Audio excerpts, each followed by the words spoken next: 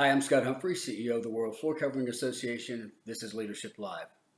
So last week I was honest with you and shared with you a couple of things in my life that tend to hold me back from being the type of leader I should be. One of those is my belief system. If I get around negative people or if I have some negative things happen in my life, some failures, it's easy for me to start putting a glass ceiling above myself.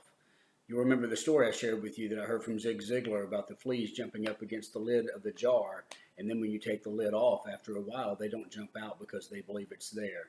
I'm one of those people that can be impacted by things that happened in my past. And that leads me to the second weakness that I have in leadership, and I'm sure I have many more, but these are the two that tend to hold me back the most. The second one is what I call life hoarding. Now, hoarding is this inability to get rid of stuff, material stuff.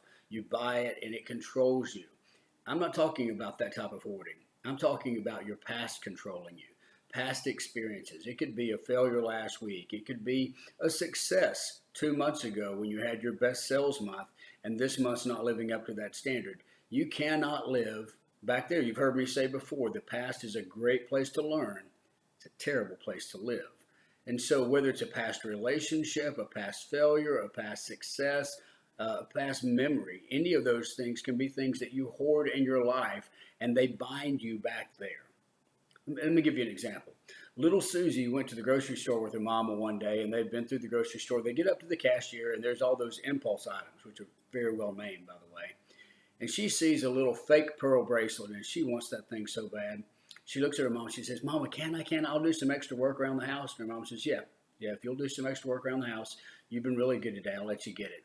Man, she put that on her wrist and it did not come off. Maybe at bath time and at shower time, but after that it was back on. She loved that thing. Well, her dad had a habit, much like I did when my kids were smaller, that at night he would go up and read to her or spend some time with her. And as he tucked her in one night, he said, "Hey, baby, you love your daddy?" Susie said, "Oh, you know I love you, Daddy." He said, "Well, give me that old pearl bracelet." "Oh, I love you, Daddy, but don't ask for my pearl bracelet." "Hey, you know that Scooby-Doo you got me about a year ago? I'll give you that, Daddy. You know how much I love Scooby-Doo, but don't ask for my pearl bracelet." He said, "Oh, baby, don't worry about it. Just hang on to your Scooby-Doo. Hang on to your pearl bracelet, too." A couple of nights later, he's back up. They go through the same process. At the end, you could tell she'd been thinking about it a little bit, and he said, "Hey, Susie, you love your Daddy?" "Now, Daddy, you know I love you. I'm Daddy's girl." "Well, then give me that old pearl bracelet." "Oh, Daddy, I love you, but don't. Hey, you know that remote control thing you got me last year at Christmas, the thing that walks on its own? You know I love playing with that thing? Daddy, I'll give you that, but don't ask for my pearl bracelet." So, baby, don't worry about it. Just hang on to your remote control toy and hang on to your pearl bracelet, too. Well, he was gone for about a week on a business trip, and he came back. He wasn't really sure that Susie would be up, but his wife met him at the door and said, "Susie's waiting up for you." Man, he bound his way up the stairs toward her bedroom, but when he got outside the door, he could hear her crying from outside the door. Now, as a father of triplet girls and a son, I can tell you that will make the daddy well up in you real quick. He opened up that door and went in, and she's sitting Indian style on the bed with her arms crossed and her legs crossed. Her head is down, and big crocodile tears are pouring out of her eyes. He said, "Baby, what's wrong?" Not a word. He said, "Baby, Daddy needs to know what's wrong. I can't help you unless I know what's wrong." She didn't say a word. She just slowly but surely put that hand out. He put his hand underneath. She opened it up, and out fell that fake pearl bracelet.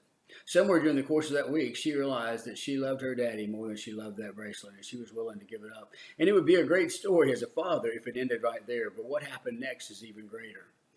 Because Daddy immediately reached into his business suit jacket and pulled out a strand of real pearls that he'd been trying to give Susie for weeks, but he couldn't give her to her because she wouldn't let go of what was fake.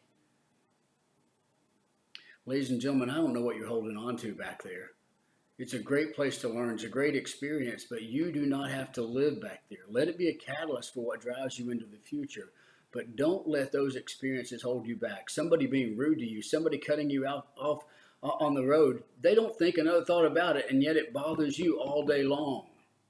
Don't be a life hoarder. Be a leader. Now go out there and lead.